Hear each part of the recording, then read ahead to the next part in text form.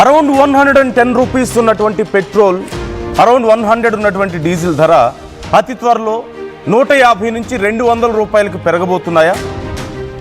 Gas సంక్షోభం ఎలాగైతే ఇప్పుడిప్పుడే ఇండియాలో కొంత ఎఫెక్ట్ చూపిస్తుందో, అతి త్వరలో ఆయిల్ సంక్షోభం కూడా భారతదేశంలో రాబోతోందా అంటే జరుగుతున్నటువంటి పరిణామాలు చూస్తుంటే అవును అనే అనిపిస్తోంది.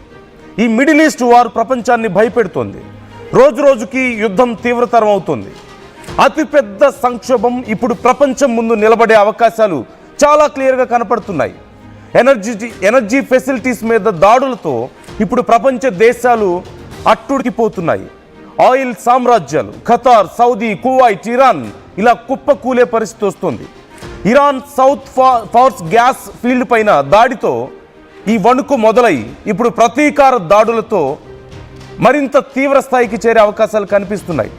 ఇప్పటికే ఖతార్లో అతిపెద్ద LNG ప్లాంట్ రాస్ లఫాన్పై దాడి జరగడం, కువైట్లో మీనా ఆయిల్ అహ్మదీ, మీనా అబ్దుల్లా రిఫైనరీల మీద డ్రోన్స్తో ఇరాన్ అటాక్ చేయడం, సౌదీ అరేబియాలో రాస్ తనూరా అలాగే యాన్బూ రిఫైనరీలు దెబ్బతినడం, UAE అబుదాబిలోని రువైస్, బహ్రెయిన్లోని బాబ్కో రిఫైనరీలు తీవ్రంగా దెబ్బతిన్న నేపథ్యంలో మరోవైపు హర్మూజ్ మూసివేతతో ప్రపంచ చమురు రవాణాలో 20% ఇక్కడి నుంచే వెళ్తుంది. కాబట్టి చాలా తీవ్రమైనటువంటి కొరత మనం చూస్తున్నాం. ఇలా వరుసగా గ్యాస్, ఆయిల్ నిక్షేపాల మీద ఒకరికొకరు దాడులు చేసుకుంటున్న నేపథ్యంలో ఇప్పటికే చాలా తీవ్రమైనటువంటి కొరత మొదలైంది. ఇప్పుడు ఆల్రెడీ మన దగ్గర ఉన్నటువంటి స్టోర్స్ కొంతవరకు ఉపయోగపడతాయి. ఏ దేశాలకు ఆ దేశాలు కొన్ని స్టోర్స్ పెట్టుకుంటాయి ఇలాంటి ఎమర్జెన్సీ సిచ్యువేషన్స్ కోసం. భారతదేశం దగ్గర సహజంగా ఒక 74 రోజులకు సరిపడే ఆయిల్ స్టోర్ ఉంటుంది. కానీ పరిస్థితి ఒకవేళ ఇలాగే కొనసాగితే, మరికొన్ని ఆయిల్ రిఫైనరీస్ అండ్ స్టోర్స్ కనుక దెబ్బతింటే ముందు భారతదేశంలో ఇప్పుడు గ్యాస్ కొరత మనం చూస్తున్నాం. ఇప్పుడు గ్యాస్ సహజంగా మనకి అరౌండ్ 900 వస్తుంది. ఇప్పుడు ఆల్రెడీ అది 1500కి, కొన్ని చోట్ల బ్లాక్లో 2000కి కూడా చేరిన పరిస్థితి మనకు కనపడుతుంది. ఇంతకుముందు 2-3 రోజుల్లో వచ్చే సిలిండర్ ఇప్పుడు ఆల్రెడీ 15-20 రోజులకి వెళ్ళిపోయింది. కానీ ఒకవేళ ఈ దాడుల ఇంపాక్ట్ ఇలాగే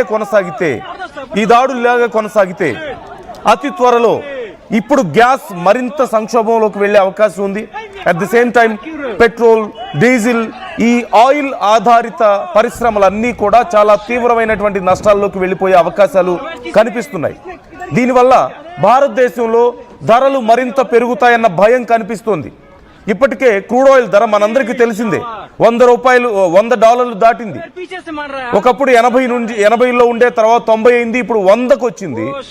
అతి త్వరలో ఈ క్రూడ్ ఆయిల్ ధరలు మరింత పెరిగే అవకాశం ఉందంటున్నారు. మరోవైపు స్టాక్ మార్కెట్లో కొన్ని వేల కోట్ల సంపద ఒక్క రోజులో ఆవిరైపోవడాన్ని మనం చూస్తున్నాం. ఈవెన్ గోల్డ్ రేట్స్ కూడా పడిపోతుండడాన్ని మనం గమనిస్తూ ఉండొచ్చు. సో ఓవరాల్ మార్కెట్ క్రాష్ అతి త్వరలో ఉండబోతుందా? ఓవైపు యుద్ధం ఇక్కడితో ఆగేలా కనిపించడం లేదు. ఇప్పటికే ఇరాన్ అమెరికా భూభాగంలో కూడా తమ డ్రోన్స్ని పంపిస్తోంది. అలాగే నిన్న మనం చూసాం, నిన్న ఖతార్, సౌదీ అరేబియాలో ఉన్నటువంటి మరిన్ని ఆయిల్ స్టోర్స్ మీద, ఆయిల్ రిఫైనరీస్ మీద మేము దాడి చేస్తున్నామంటూ ఇరాన్ ప్రకటించింది. మరోవైపు ఇరాన్లో ఉన్నటువంటి కర్గ్ ఐలాండ్ మీద కూడా మేము దాడి చేస్తాం. 90% of Iran's oil and gas అక్కడి నుంచే సప్లై అవుతుంది. సో ఐలాండ్ మీద మేము దాడి చేస్తామంటూ ఇంకోవైపు ఇప్పటికే అమెరికా హెచ్చరికలు జారీ చేస్తోంది.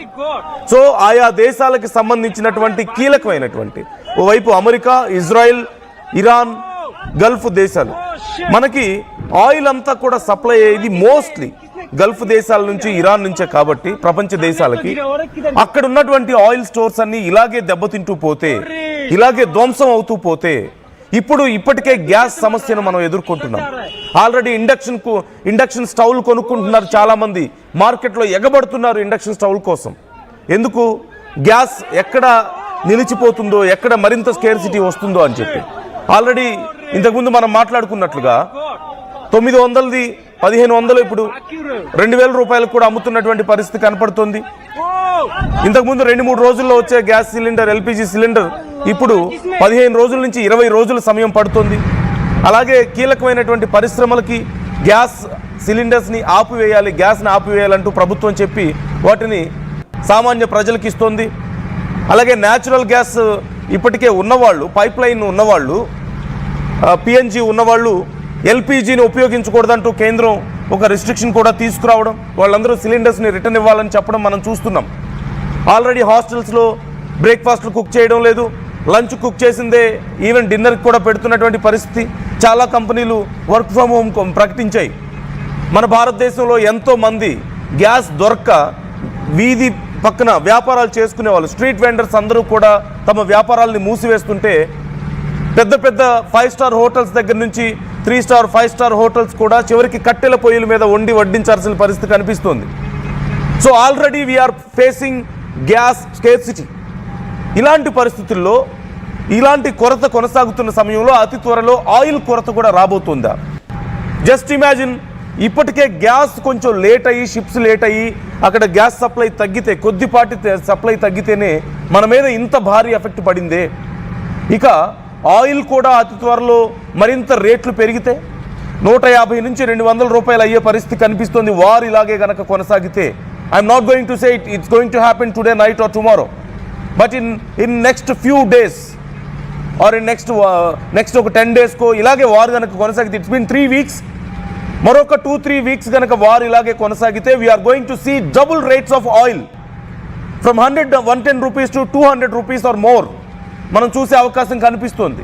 ఒక లీటర్ పెట్రోల్ ఆర్ డీజిల్ 200 రూపాయలకు కొనే పరిస్థితి వస్తే ఎంత భయంకరంగా పరిస్థితి ఉండబోతుందో ఒకసారి మీరు ఊహించుకోవచ్చు. పూర్తిగా ఆయిల్ అండ్ గ్యాస్ ఆధారిత పరిశ్రమలన్నీ నష్టాల్లోకి వెళ్ళే అవకాశం కనిపిస్తుంది. ఎంతోమంది ఉద్యోగాలు పోయే అవకాశం కనిపిస్తుంది. తీవ్రంగా బిజినెస్ దెబ్బతినే అవకాశాలు కనిపిస్తున్నాయి. గ్యాస్ లేకపోతే ఇవాళ రేపు ఒక్కసారి ఇమాజిన్ చేసుకోండి, మొత్తం హోటల్స్, రెస్టారెంట్స్ అన్నీ కూడా ఇప్పటికే ఇంత దారుణంగా ఇబ్బంది పడుతుంటే, ఇప్పుడు ఒకవేళ ఆయిల్ రేట్స్ కనుక పెరిగితే మీ కూరగాయల రేట్లు పెరుగుతాయి, మీరు వాడే ప్రతి వస్తువు మీద రేట్లు పెరుగుతుంది. జస్ట్ ఇమాజిన్ ఎంత బరువు అవుతుంది సామాన్యుడికి, అతని జీవితం అనేది.